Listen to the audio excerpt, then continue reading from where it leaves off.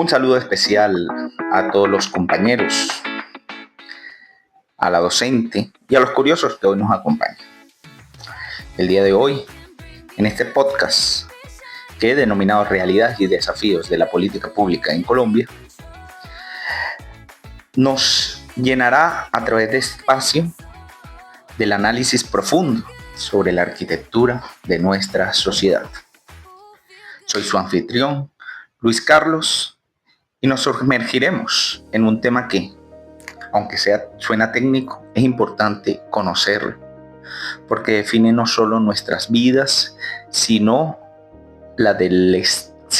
cómo el Estado de una u otra manera transforma nuestras realidades, por lo cual debemos tener conocimiento de qué es lo que pasa alrededor de nuestro Estado y cómo vamos a exigir todo esto orientándolo al ejercicio de la educación.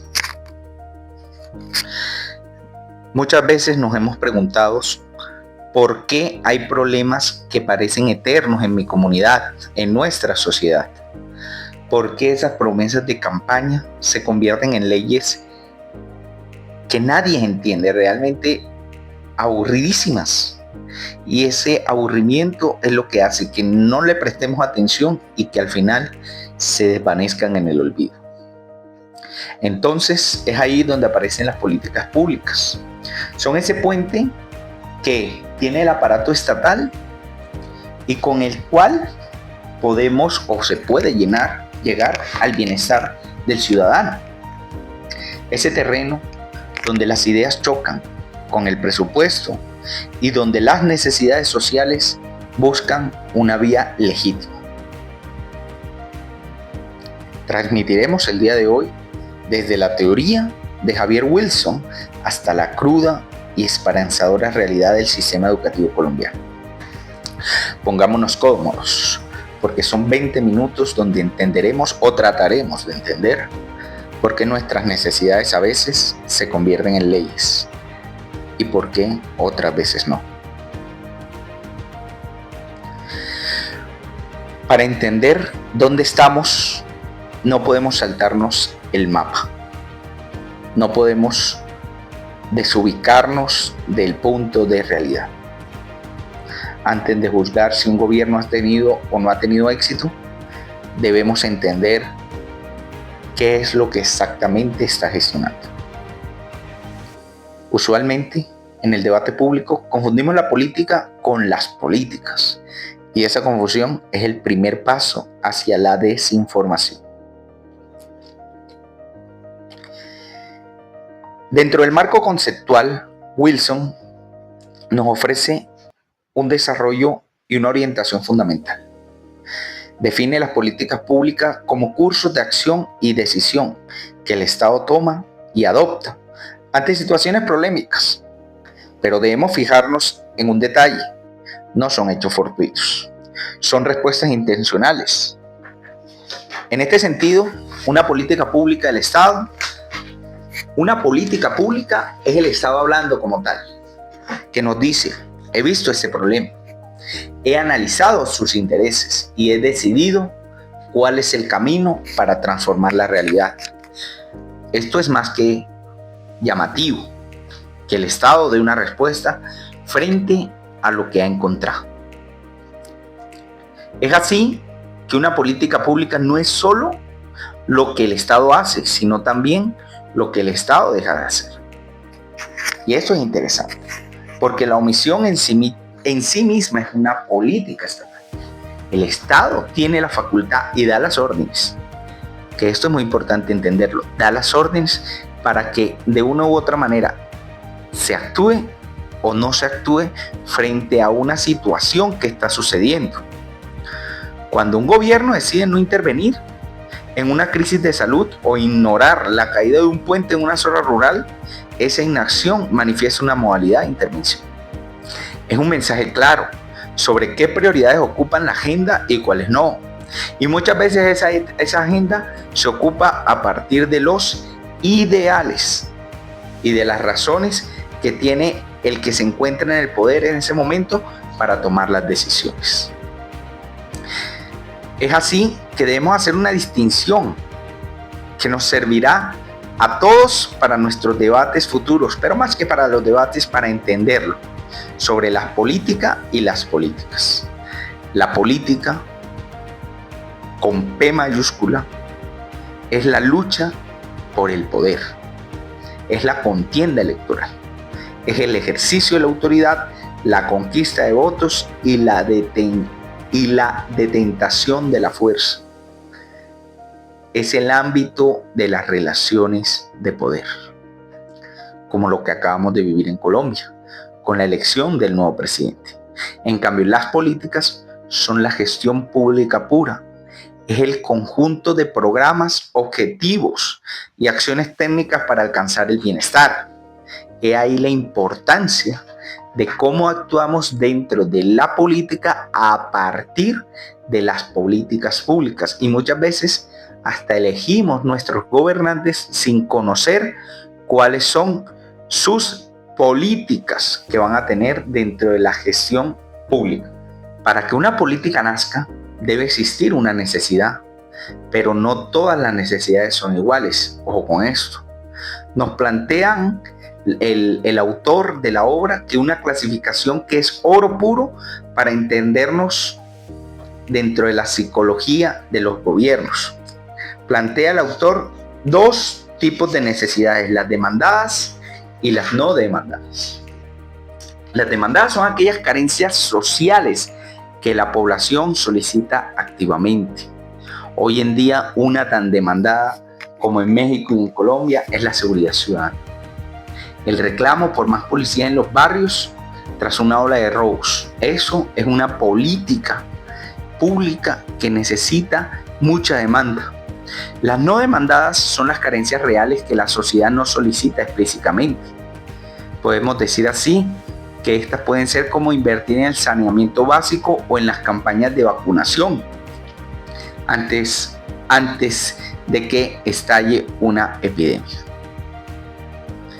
Es de esta manera que podemos salir o sacar una crítica a partir de lo que se diferencia entre un buen gobierno o un gobierno común. Un gobierno común es reactivo.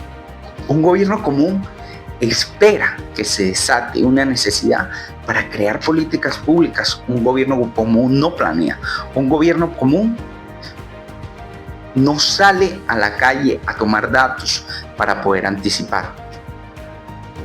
Y esa palabra anticipación es lo que lo diferencia de un buen gobierno, que es el que atiende las necesidades no demandadas, el que ve lo que nadie ve antes de que estalle, el que encuentra y el que sabe hacia dónde debe orientar sus políticas públicas, donde tarde o temprano va a aparecer un estallido puntual. Finalmente, todo este engranaje tiene como fin el bien común, que es definido puntualmente dentro del ejercicio de lo que necesita la sociedad. O sea, que este no lo define el gobernante en su palacio, en su espacio de gobierno, sino que se presenta dentro de la agenda política como el resultado del choque de diferentes actores. Esos actores que hacen ese control político, entre los cuales tenemos la sociedad civil, las ONGs, los gremios y el Estado en sí mismo. Las veedurías también entran aquí, lo cual le va a dar una legitimidad de una política frente a lo que nosotros realmente necesitamos, ya que no solo debemos ser receptores, sino que partícipes de los diagnósticos del problema, y debemos comenzar a controlar y a exigirle al Estado para que realmente actúe frente a las necesidades reales. Una vez visto la teoría, la intencionalidad, la gestión y la búsqueda del bien común, debemos entender, y quisiera yo aterrizar estos conceptos a la realidad educativa en Colombia, que al final es el fin del desarrollo de este podcast. Entender cómo aportan las políticas públicas al ejercicio educativo y qué más que hacer una radiografía crítica de la educación colombiana, teniendo en cuenta que es quizás el espejo más fiel a las contradicciones que tenemos como nación, que tanto nos duelen, ¿no?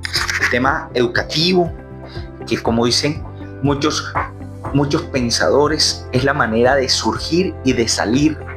Es más, como lo dice Platón, es la manera de llegar a la luz. Y muchas veces los estados buscan que esa educación sea utilizada para cuadricular el pensamiento de los futuros jóvenes. En Colombia tenemos leyes que dicen que la educación es un derecho fundamental. Es más, y esto es contradictorio, teniendo en cuenta que hasta hace poco el gobierno saliente acaba de poner un proyecto de ley para que la educación sea un derecho como la vida, que no se puede robar, porque hoy en día en Colombia tenemos niños, como en el Chocó, en la Alta Guajira, que no han tenido la oportunidad, que tienen niños de otros escenarios para estar conectados por lo menos al internet, para usar un computador. En ese sentido, evaluar la política pública no es solo contar cuántos estudiantes hay sentados en un salón, sino preguntarse puntualmente qué es lo que están aprendiendo y qué tipo de accesos tienen dentro del escenario pluralista que tiene nuestro Estado colombiano. Por ejemplo, la ampliación del acceso a la educación superior actualmente es una de las políticas públicas que tenemos hoy. Las cifras de matrícula han subido y eso es real. Es más, hay más jóvenes en las universidades que hace 20 años. Pero ¿y entonces hay realmente un orden lógico o una proporcionalidad entre lo que es cobertura y calidad? El aumento de cupos realmente no ha ido acompañado con la financiación estructural.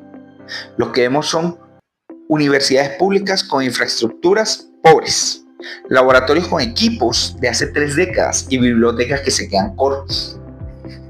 Es necesario en estos escenarios medir a partir de indicadores si realmente estas políticas públicas están cumpliendo o no están cumpliendo realmente con lo que se pide, con lo que necesita, en este caso, lo que necesita el joven estudiante. Otra de las políticas públicas que quiero traer a este escenario práctico frente el desarrollo del contraste entre la teoría y la realidad es lo que se ha denominado como la matrícula cero. Si bien es una victoria de equidad, ya que dentro del ejercicio de la universidad pública el estudiante tiene acceso a estudiar a partir de 0 pesos, quitar la barrera del costo en la matrícula ha vuelto o ha abierto las puertas a muchos estudiantes para que de una u otra manera accedan a la educación. Pero hay una evidencia clara que nos demuestra en este caso y que estamos viendo que la matrícula o el costo de matrícula no es necesariamente lo que es el costo de estudiar. Podemos nosotros reflexionar o plantearnos de qué le sirve a un joven de estrato 1 tener matrícula gratuita si no tiene el dinero para el transporte público diario.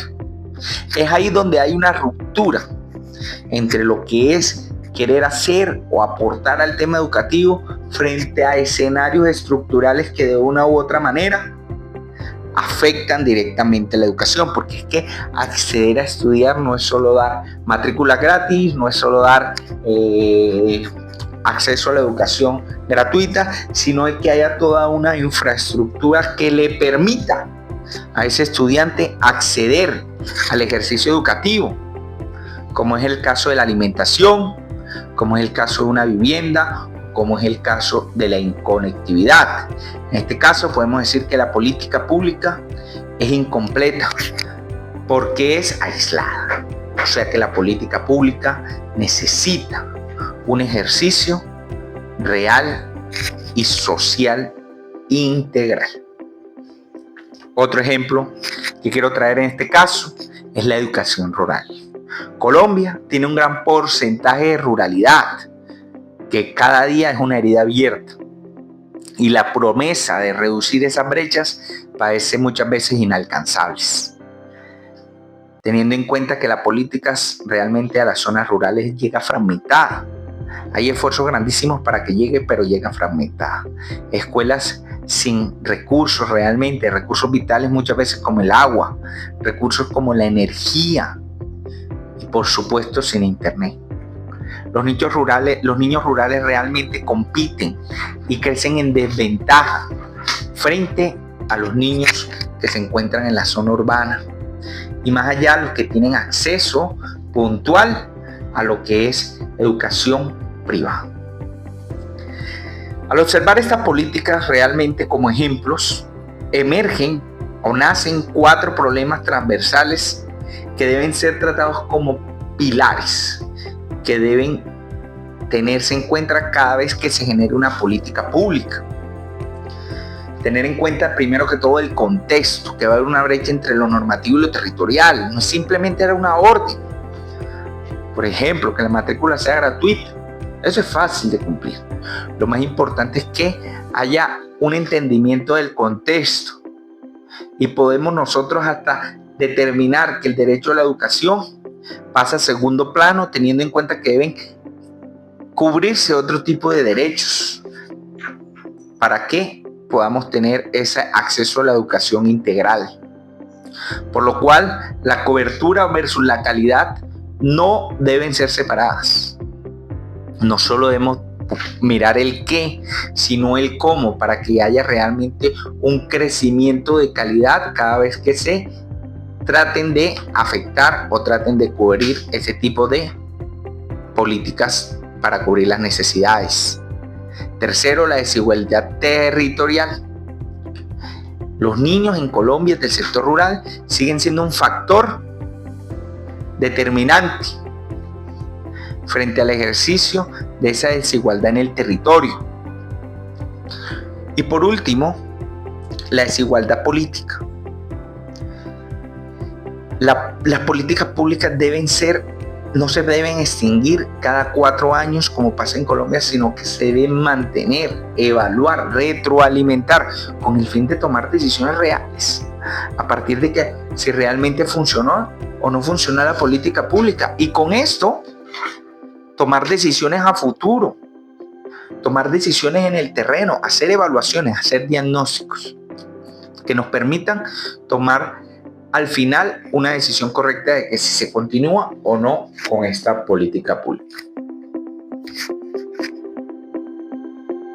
Estamos llegando al final de este capítulo, donde hemos visto cómo las políticas públicas, según Wilson, deben ser una herramienta al servicio de la sociedad para alcanzar el bien común. Pero también, por su lado, hemos visto cómo la educación en Colombia se rompe por la mitad por más buenas intenciones que tengamos con unas políticas públicas hacia el ejercicio educativo.